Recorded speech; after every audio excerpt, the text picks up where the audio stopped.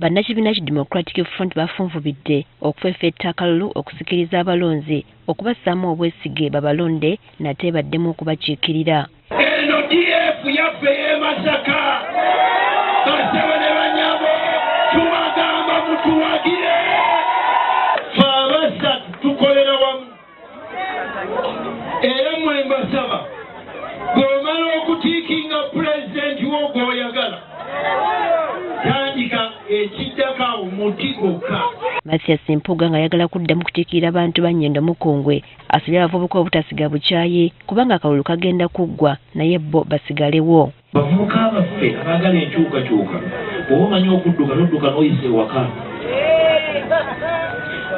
mudduke emisinde mingi nga muwulira nga muwuliriza nga muwuliziganya era mulekere abo abavubuka balona okwevuma si nnono yaffe okuvumagana ku siteegi za boodabooda mu biramu by'omwenge n'ewalala mulekere awo okwevuma olw'enkyukakyuka mwevume buli muntu yevume mutima gwe okubanga tawuliriza munne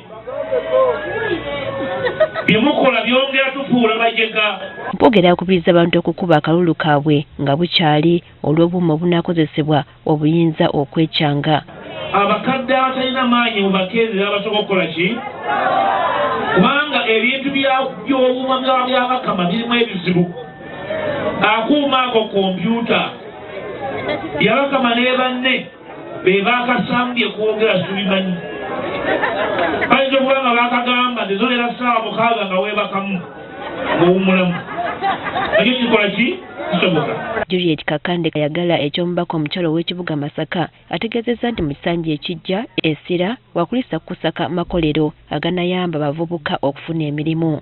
Basaba ne bannyabo tulina enteekateeka ennene ey'okulaba nga tuleeta nga ekibuga Masaka kifuna industrial park.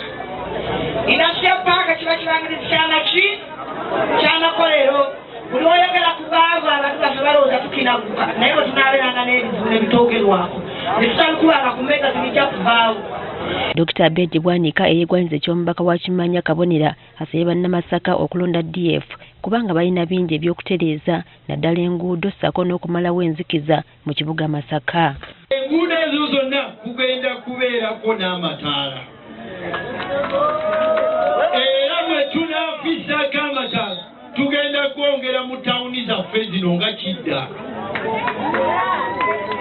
Kisuuna.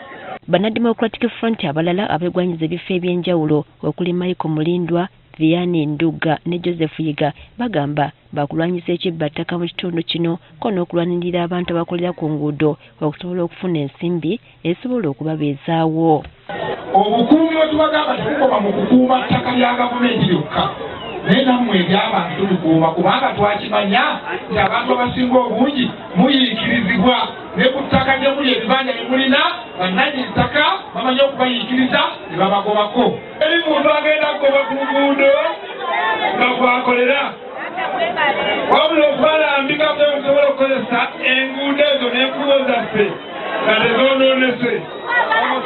Olina waggulu awo baana bangi basiikirawo capati balinawo emidaala egy'enjawulo egisiika ebintu ebiva mu ngano. Lwaki bw'ogamba nti obagobewo kubanga olowooza bakyafukaza ekibuga oba tokoze bwenkanya gye bali. Sebisaka wansi wa miliyoni 2 omwana ogenda mu tertiary institution oba mu busomesa okulaba ng'atandikirako oba mu ttendekero lyonna kakati mwawo mwene tunoonya